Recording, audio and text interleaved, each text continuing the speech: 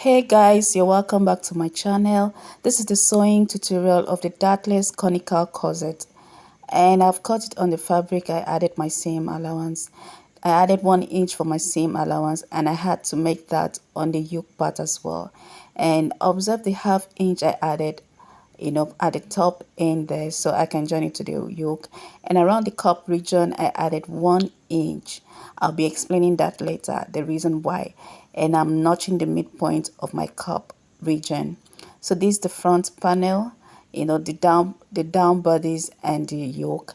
And I'll set this aside and we'll look at the back panel. So observe the zipper. Like I said in the drafting video, I'll be using a zipper for this. Okay, so I've added my seam allowance, and like I did to the front bodies, I made it on the yoke as well. This is my front panel, the lower part, and I want to do an invisible boning. There's a tutorial on my channel on how to make invisible boning. Invisible boning simply means that the boning will be on the lining, okay, and not the main fabric. So trying to get the midpoint of the lining so I can draw the lines on which I want my yoke to appear around my cup bridge. Okay, at my cup bridge I'm drawing an horizontal line leaving about ½ inch from the top, and I have to link the midpoint of that cup bridge to the middle point down there. And this is me trying to measure out so it will be uniformed.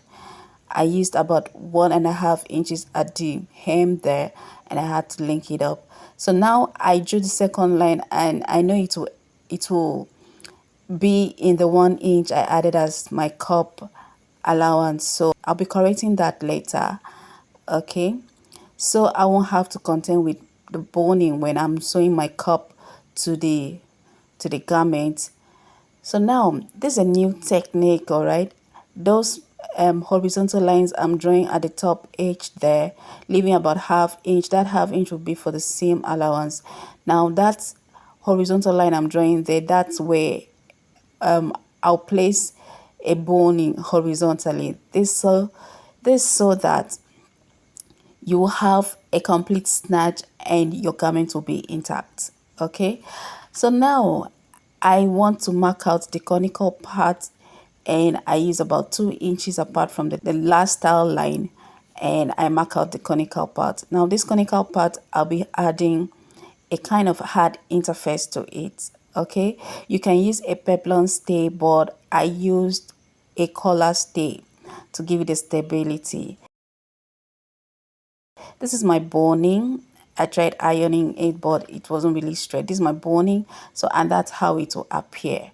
So around the conical part, like I said, I'll be using a collar stay, and then I'll have to draw out the collar stay, cut out the collar stay to follow the shape that I have here. So now when you place it on it, you will see where it is. Okay, maybe you cannot see it from here, through the camera, but of course when you place it, you know your boundaries. So at the sewing machine, I am sewing down the boning. Like I said, for your work to have a neat work, okay, you will need to iron your boning, and at the edge there I'm using a lighter to just blunt the edges so it won't give discomfort. Now the brow bridge, notice how I sew that bone, and I still left ½ inch for my seam allowance.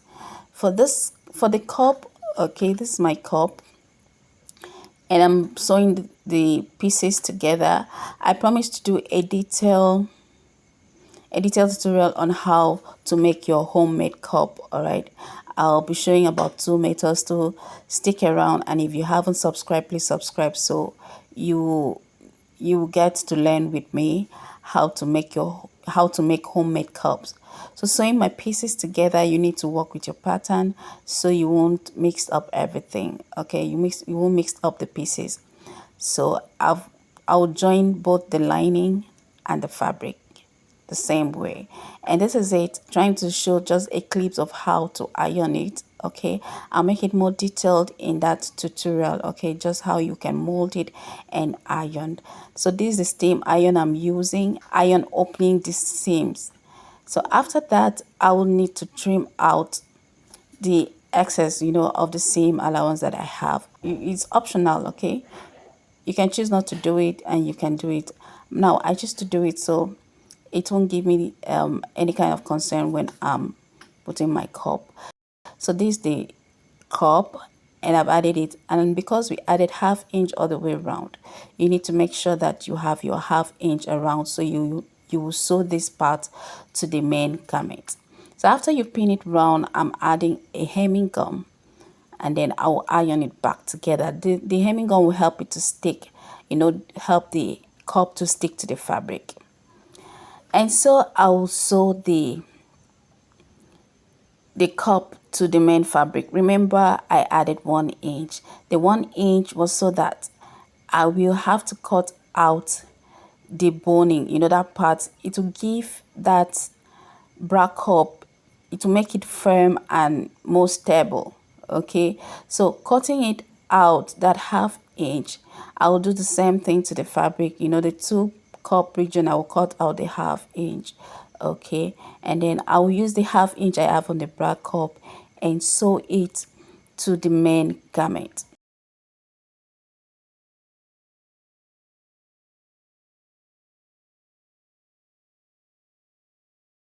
Now notice that on the lining, I sew the boning, to even the parts that I will sew that bra cup, so it will make it firm and stable.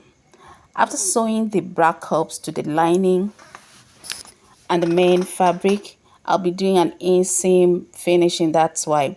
So after sewing the bra cups, okay, on the lining, I will insert the plastic boning. Now it was ridgeline bone that we used before, so just to make it more structured, I'm adding the second boning, and this time is a plastic boning.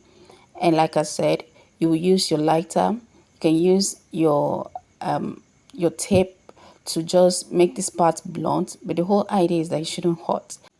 I'm using a lighter to make it blunt, and I will insert it in all the boning channels. The ridgeline bone now served as my boning channels. Moving over to the yoke, okay, I added half inch, and I'll be using that to sew it to the main part, okay, to the main blouse. So I'll sew it all the way around. I'll sew it from one end of it to the other. Now you need to pin this part down first, so it will be easier for you. This is the back yoke, and I've joined it to the main fabric. And at this point, I'll bring in the front panel. I will need to join the back yoke to the front yoke. Now notice that I doubled the yoke part. Okay, so I use the chantilly lace to turn itself, and for the back part I use a knit knit. So now I spread it open, and I make the right side to face the right side, and then I pin it and sew it out half inch. I did the same thing to the other side, and this is what it looks like. And the next thing, I'm taking out my seam allowance. So you would do well to measure out your seam allowance, because sometimes when you're working with a fabric and you've added your interface, it can shrink, and it can expand. But I advise that when you're cutting it on fabric, you add your interface first. Now notice how I'll sew that conical part. When I get to that point, I'm just pressing down my presser foot, and then I turn it as an ankle. I notched it, and I'm sewing the yoke part, okay, to the main fabric. So anytime you have more than half an inch for you as a seam allowance, you will need to fold it in like a triangle. Now observe the way I'm doing it, so that your garment will be relaxed. Okay, so you need to fold it inwards like that as a triangle, and then you sew it back. So this way I will join the main fabric to the yoke part. I'll do the same thing to the other side. I'll do the same thing to the other side, same with the lining. Now for the lining, there's no yoke. I'm just taking out my seam allowance like this. So the next thing, I've loosened the zipper allowance. I want to do the inseam finishing at this point. So I'll bring the lining to the main fabric. Okay, so notice the way I did it. The right side facing the right side around the zipper. So I'll sew the lining on the zipper, not the teeth of the zipper, on the zipper and the main fabric. So I have to pin this down to make it in one spot, and then I would simply sew it from the top to the hem, sewing the zipper, the fabric and the lining together, 3 in 1. So I'll do the same thing to the other side, and when I'm done with that, I will use the lining to turn the yoke part. For the yoke, I sew it to the main fabric. Okay, so I am simply using the lining here to turn it. So when you're using the lining, ensure that all the joining aligns. This way your garments will be relaxed and neat. So notice all the back up joinings on the lining and the main fabric. I need to make them align. So you will need to pin this to make your work easy, and then I will sew it from one end to the other end. Make sure that when you're sewing, you observe that you should make sure that your yoke part do not come in between. You try to make it straight and neat.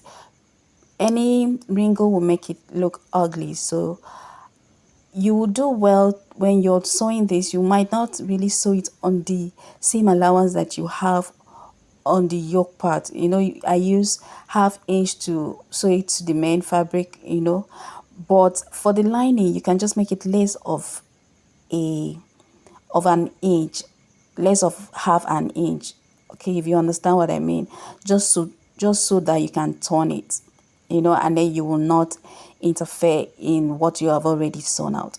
So this is me sewing from one end to the other end, and at this point you can choose to top stitch, but with all the boning it will make it a bit difficult. So of course, like I said, I sew it with less of 1/2 of an inch, so I can just simply turn it. And for the zipper part, I just want to cut out a little more from that ankle, so I'll be able to turn it out properly. Turning it inside out, I like to check the level of the zipper, okay, to make sure that it is equal. Before I turn my hem, I like to check this.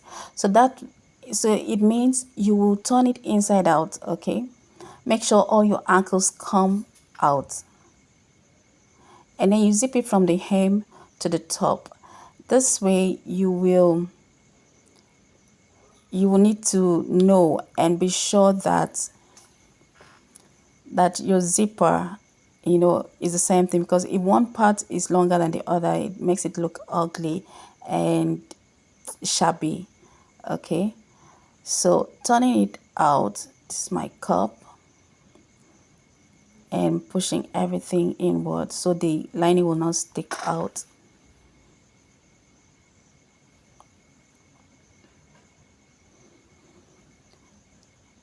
So now I will zip it from the hem. I'll zip it all the way up. I like to do this check before I turn my hem. Okay, so when I get to the top, I notice that one part of it is longer. So the way that you can correct this, I will unzip it, turn it inside out again, note the part that it is, and I will note the difference that I need to take out again. So this one is about 1/2 an inch. So I'll simply cut out the bone that I have around there, and I'm sewing 1/2 an inch Okay, and I'll link it to the stitch that I already have around the yoke part. Okay, so when I'm done with that, I'll trim it out again and then turn it inside out to check if it's equal. By now it will be. Okay, it should be. Okay, but in case it's not, you just go back again. This way it's easier for me instead of just loosening and sewing. So I'll just notice the difference and take it out. So this way it is equal now. So you can say we have done a good job. So the next thing, I will hem it. Now for this hemming, you can choose to make a strip of fabric and just use it to turn it. But I didn't want to make it, make it that way because I'll be using it with a skirt. If you're doing it as an inbuilt corset, you can go ahead and do it like piping. But because I'm gonna wear it with a skirt and I want it to be a normal hem, to look like I turn it with the lining. So I'm just simply gonna sew the hem part with 1/2 inch, and then I will lose one part of the zipper. Okay, one side of the zipper, and then turn it inside out. Give it a good press, and the blouse is ready.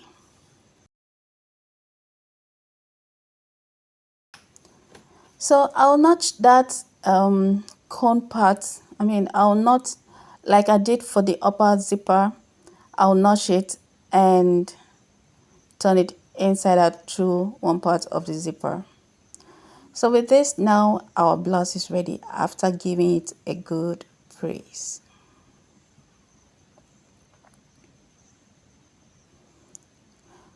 So this is me showing how I lose that zip part.